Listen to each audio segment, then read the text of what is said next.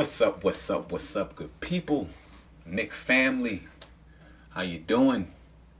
Welcome to another episode of the Open Bar Sports Talk Edition. I am your boy, the Connoisseur Big U. Welcome. Thanks for coming to hang out with me once again. You know what we do here. We talk about the NBA from a New York Knicks fan's point of view. So let's get right to it. The Knicks played against the Utah Jazz tonight. Sans twin Marcus Morris and Julius Randle. So got their ass whooped. Thanks for coming out. God bless you. Good night. Nah, I'm bullshitting you. We're gonna get into it. Stay tuned. So like I said, the Knicks did play the Utah Jazz tonight. Promised you guys that I'm going to address each game by game regardless of the outcome, even if it's a foregone conclusion like we had tonight. I did say the Knicks were missing Julius Randle and Marcus Morris, our two lead scorers, pretty much the lead players on the team. Julius Randle was out with a family situation that the coaching staff, the front office did not get into, but the coach Mike Miller said that he gave him as long as he needed to handle the situation that he had, and he could come back and get back in there whenever he was ready to, whenever things were okay. Marcus Morris missed the game because he had neck soreness.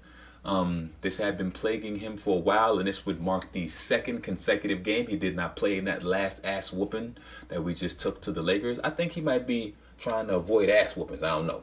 We're going to have to holler at Marcus to find out. No, I'm fucking with you. So, the rest of the Knicks that did show up, as always, they did come out, lay it on the line. Again, we are a solidly coached unit at the moment with who we have with Mike Miller at the helm. The guys came out, they played hard, but from beginning to end, they were outclassed.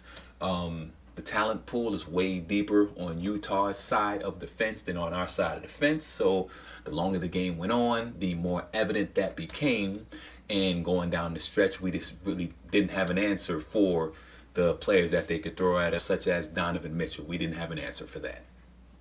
We did have some bright spots in the game. We had 6 Knicks, count them, 6 in double figures, and that's a rare feat. I guess with the 2 top dogs out, it gave the team a chance to spread the wealth throughout the team. So that was interesting. Wayne Ellington, I'm always on him for taking bad shots, having bad performances, not shooting well from the field. This game, he did play decently, notching 11 points on 4 for 6 shooting and 3 for 5 from the 3-point line. So maybe he's finding his stroke back. That's something that I do hope is happening, even though I do make fun of the guys sometimes when they, when they don't play well.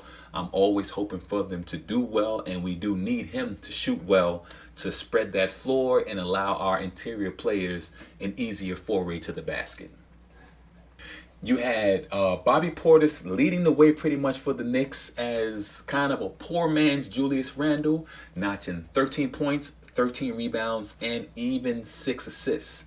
So if he can continue to do this when Julius Randle and Marcus Morris returns, he has been playing pretty solidly in recent games too. He's somebody that I haven't spoken a lot about, but he has been playing solidly. And with those big eyes, he's been having some big games aside from the previous game against the Lakers where he did get that flagrant 2 and was ejected from the game. So, props to you, Bobby Portis, for attempting to lead the team when the bulk of their leadership was not present in the game against the Jazz.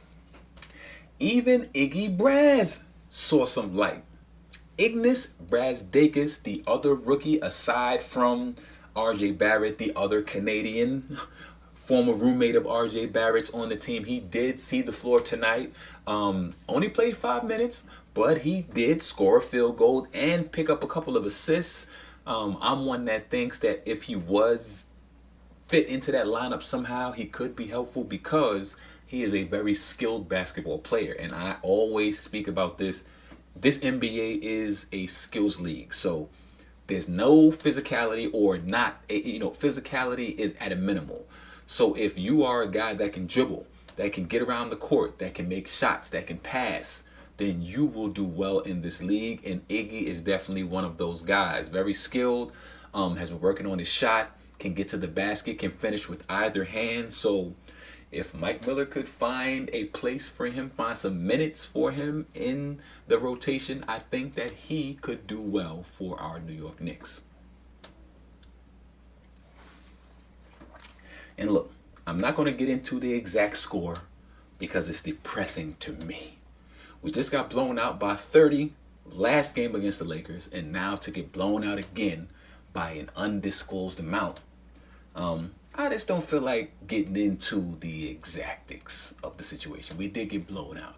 If you're interested in figuring out what the exact score was, I will post it underneath the video for those of you who want to know.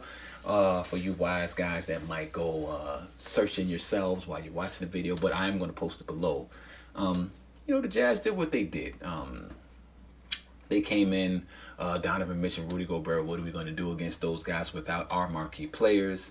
And it went the way that it was supposed to go in that situation. So let's get into the hot and the not players of the game, because this is what we do around here. So at the hot player of the game, surprise, surprise, who do we have? Frank Money.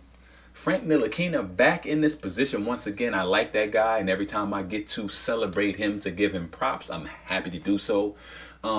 This is a game that we didn't score a lot of points. Again, I said we had 6 people in double digits, so the amount of points that we did score was spread decently even throughout the team of the people who did score, and Frank was our top scorer in the game. He came through with 16 points, 4 rebounds, and 3 assists. Frank is always out there in those passing lanes and doing all those things on defense. But in this game, with the lack of the 2 top dogs on offense, he took it upon himself to take some more shots. He was 6 for 10 from the field, which is pretty good. And, had a pretty solid all-around game. So props to that man, Frank Money. Keep it up. Drop the money on him. At the not player of the game, we have somebody who I try hard not to go to because he has not been playing very well or scoring or shooting very well for quite a long time, and this is Kevin Knox. I would think that in this, his 3rd season in the NBA, third season, whatever season it is in the NBA, he's not a rookie. He's been here for a while, and he should have kind of figured out where he's effective at by now, and then starting to take advantage of situations where he could get to his sweet spots, find out ways to get himself into his sweet spots. But it seems like he has fallen in love with the three-pointer. He was 2 for 10 from the field and 0 for 5 from 3. The guy does have a nice stroke, but he seems to search for the Sherm shots. The shots that he takes are not very good ones. His shot selection is not good at all. And sometimes I find myself wondering, did Wayne Ellington pass him the information for the Sherm dealer? Kevin Knox, what's going on with your buddy? Get off that wagon and get yourself back into shape and get out there and score some points for us, because we do need you. All jokes aside, man, I hope that shot starts falling soon, because he does have a good one. But sometimes these guys get into these slumps. Just stay true to your mechanics. The same thing I said to RJ Barrett. The same thing I said for Julius Randle when he was shooting bad. Stay true to your mechanics. Keep working out hard. And I'm sure you will come out the other end of that tunnel with some production that the Knicks are sorely missing. So, this game we got you, Kevin Knox, as the not player of the game. Hopefully we'll be able to turn that around, and I'll have you on the other side soon. But right now, it is what it is, bruh. This brings us to the end, which is not the beginning. Actually, it's the total opposite of the beginning, and that's why they call it the end. And you guys know how we usually end these videos, and it's with an updated look in, a flash into what Carmelo Anthony, the transplanted New York Knick with the Portland Trail Blazers, is doing. But alas, tonight, Portland is idle, has no games. So I'm sure that Melo is somewhere soaking in the love and the accolades and admiration and adoration for that game winner that he hit in the last game against the Toronto Raptors. So again, props to you, Melo. Salute. Keep on doing what you're doing. And I appreciate you guys because you could have been somewhere else doing something else, but instead you decided to hang out with me, Connoisseur Big U. Much appreciated. Because we can, many cannot. As always, the drinks, the conversation, the laughs, and everything in between is on the house. I'll see you next episode. Me and my black cup.